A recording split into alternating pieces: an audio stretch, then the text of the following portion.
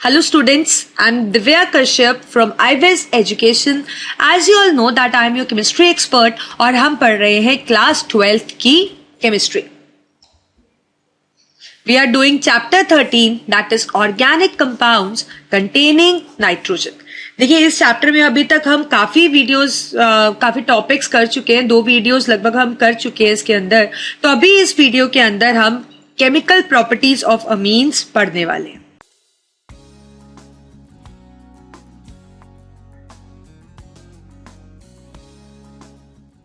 So topic we are going to do is chemical properties of amines. So let's start. तो पहली chemical property हम पढ़ने वाले हैं बेसिक कैरेक्टर ऑफ अमीन्स. अब देखिए बेसिक कैरेक्टर का मतलब क्या होता है. आपको पता है कि जो अमीन है उसके ऊपर लोन पेयर होता है और हमने ये भी पढ़ा हुआ है the one which possesses the lone pair और वो किसी को डोनेट कर सकते हैं. So they act as Lewis bases, right. तो एक तो ये हमारे पास लोएस्ट बेस इसलिए हो गया क्योंकि ये लोन पेयर है इसके पास और ये किसी को लोन पेयर डोनेट इजिली कर सकता है. That is the reason they are quite reactive. Reactions भी इतनी ज्यादा इसीलिए शो कर पाते हैं because they are lowest base. तो होता क्या है कि जब हमारे पास ये जो अमीन होता है, आपको पता है कि वाटर इसको हम एक्वस पार्ट में लेते हैं तो इट फॉर्म्स RNH3 पॉजिटिव और हाइड्रोक्साइड आयन रिलीज करता है. That is the reason it behave as a base, right?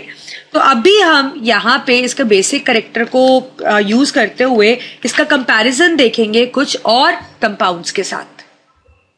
तो पहला हम इसको कंपेयर करने वाले हैं कि अमोनिया और अल्काइल अमीन में से comparing basic character of ammonia with alkyl amine. आपको पता है अमोनिया इज NH3, इसके पास भी लोन पेयर होता है और अल्काइल अमीन तो आपको पता ही है दैट मीन्स बेसिकली RNH2, इसके पास भी लोन पेयर होता है.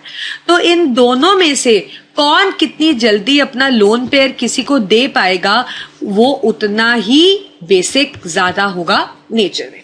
तो हमने देखा अमोनिया और अल्काइल अमीन में से जो अल्काइल अमीन है वो ज्यादा बेसिक है. उसका रीजन क्या है? क्योंकि इसके साथ जुड़ा हुआ है अल्काइल ग्रुप और आपको पता है जो अल्काइल ग्रुप्स होते हैं दे आर इलेक्ट्रॉन डोनेटिंग. इनका नेचर क्या होता है? ये इलेक्ट्रॉन रिलीजिंग या आप डोनेटिंग कुछ भी कह सकते हो. दे आर इलेक्ट्रॉन रिलीजिंग और डोनेटिंग.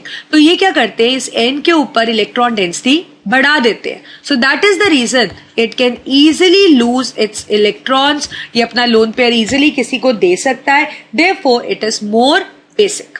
बट कंपेरेटिवली अगर हम NH3 में देखें तो इसमें ऐसा कोई इलेक्ट्रॉन रिलीजिंग ग्रुप प्रेजेंट नहीं है, राइट. तो इसलिए ये डोनेट तो करता है बट यहाँ पे इलेक्ट्रॉन डेंसिटी उतनी ज्यादा नहीं है, इसलिए जो एबिलिटी है देने की इलेक्ट्रॉन्स वो उतनी ज्यादा नहीं है as compare to alkyl amines. Next we are going to compare a basic character of primary, secondary और टर्शरी अमीन्स. अब आपको पता है प्राइमरी अमीन वो होता है जिसके अंदर एक अल्काइल ग्रुप होता है, राइट. और सेकेंडरी जो आपके पास अमीन होता है जिसके अंदर 2 अल्काइल ग्रुप्स होते हैं. टर्शरी होता है जिसके अंदर 3 अल्काइल ग्रुप्स प्रेजेंट होते हैं. अब जो हमने पीछे क्राइटेरिया किया अगर आप उसके बेसिस पे देखें तो जितने ज्यादा अल्काइल ग्रुप होंगे उतनी ज्यादा वो इलेक्ट्रॉन डेंसिटी बढ़ाएंगे. इस वजह से जो इलेक्ट्रॉन देने की जो एबिलिटी है वो 3 डिग्री की सबसे ज्यादा होगी. तो ऑर्डर क्या रहेगा? 3 डिग्री, 2 डिग्री और 1 डिग्री. पर ये ऑर्डर सिर्फ हमें एक्वस फेज में आप कह सकते हो नहीं दिखता है, लेकिन ये हमें गैसियस फेज में ये ऑर्डर हमें दिखता है. अगर हम एक्वस फेज में देखें तो हमें कुछ अजीब सा ऑर्डर दिखता है. That is 2 degree, then we have 1 degree and then we have 3 degree. This is explained on the basis of steric hindrance. ये हम किस वजह से देख रहे हैं? Due to steric hindrance and solvation of ions.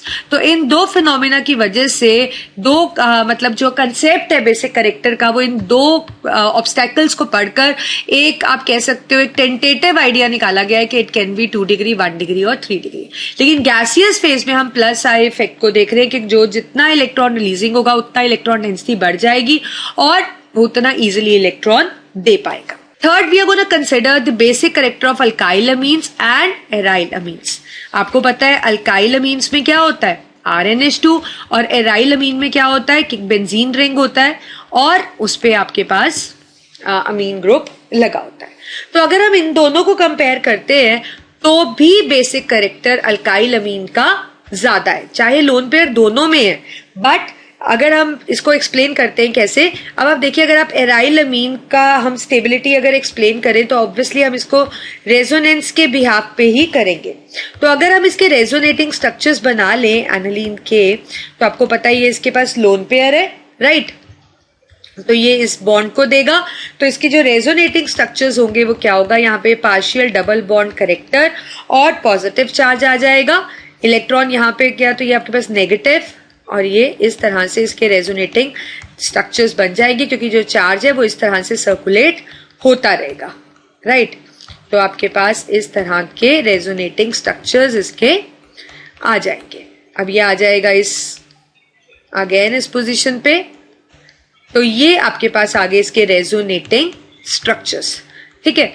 अब रेजोनेटिंग स्ट्रक्चर्स तो हमने इसके बना लिए, तो उसके बेसिस पे हमने ये देखा कि जो इसका स्ट्रक्चर, ये सेकंड स्ट्रक्चर और ये जो थर्ड स्ट्रक्चर और जो ये फोर्थ स्ट्रक्चर है, यहाँ पे तो कोई लोन पेयर है ही नहीं।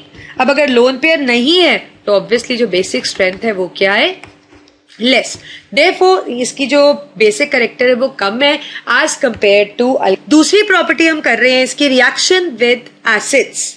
अब देखिए, जब भी कोई अल्काइल अमीन किसी एसिड लेट्स से HCl के साथ रिएक्ट करता है तो ये एक एडिशन प्रोडक्ट बनाता है which is RNH2, acid HCl है तो ये HCl ज्वाइन हो जाता है।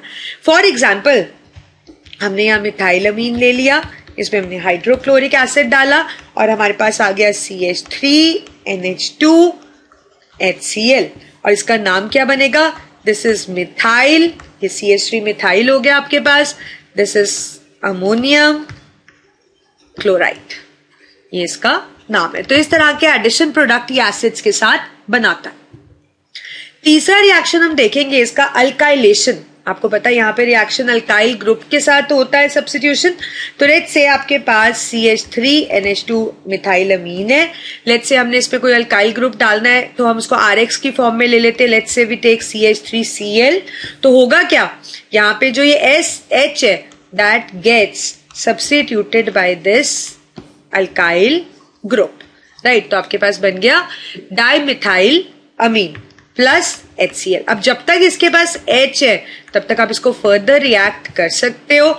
अब यहाँ पे आपके पास क्या आ गया, 3 डिग्री बन गया अमीन, मीन्स ट्राइक अल्काइल अमीन, राइट? तो इस तरह से हम इस रिएक्शन को कर सकते हैं। आप फर्दर भी कर सकते हो। आप जब आप इसको फर्दर करोगे तो ये क्या बना देगा आपके पास, quaternary salt. It will form quaternary salt आपके पास बन जाएगा। मैं लिख देती हूँ यहाँ पे, this is a quaternary salt. This is almost similar to the preparation we have done, जहां पे आपने अल्काइल हैलाइड को अमोनिया के साथ रिएक्ट किया था। Next reaction is acylation. यहाँ पे जो सब्स्टिट्यूशन होता है वो एसाइल ग्रुप से होता है। Let's say we take an example, methyl amine ही ले लेते हैं। We are reacting with acyl group. Acyl group आपको पता है COX ग्रुप होता है। लेट्स से दिस इज COX को हम Cl ले लेते हैं। तो रिएक्शन में क्या होगा कि ये जो H है that is replaced by this group, तो आपके पास CH3NH, राइट? ये आपके पास NH2 है, NH, और ये आपके पास लग गया RCO ग्रुप, क्योंकि आपके पास इस तरह से होता है। तो RCO ग्रुप को आप किस तरह से जोड़ोगे, it will form CH3NH and you have COCH3, right? So this is a substitution, substituted आप कह सकते हो, it is a substituted amide. तो इस तरह से इसका रिएक्शन रहता है, एसाइलेशन इस तरह से कैरी आउट होती है। Next reaction is very important. It is a name reaction and it is often asked in the exam, that is carbyl amine reaction. तो इस रिएक्शन में हम क्या करते हैं, हम मिथाइल ग्रुप को, मिथाइल अमीन को क्लोरोफॉर्म के साथ रिएक्ट करते हैं और ये रिएक्शन अल्कोहलिक KOH की प्रेजेंस में होती है। What do we get? We get the isocyanide group हमारे पास आ जाता है। It forms KCl and it forms water. This is very important and it is actually called as isocyanide test, क्योंकि आप देखो इसमें isocyanide बन गया ना, और यहाँ पे जो इसका आप कह सकते हो distinguished feature होता है वो होता है कि it has a pungent smell, and this test is given by only 1 degree amine. So you can say that it is a test to distinguish the 1-degree amines from the secondary and the tertiary amines. So I think you got it. So these were the chemical properties of the the aliphatic amines. So if you like the video, please subscribe to iWiz Education, and me, Diya Kashyap, is signing off, and we'll meet in the next video where we are going to do the chemical properties of aromatic amines.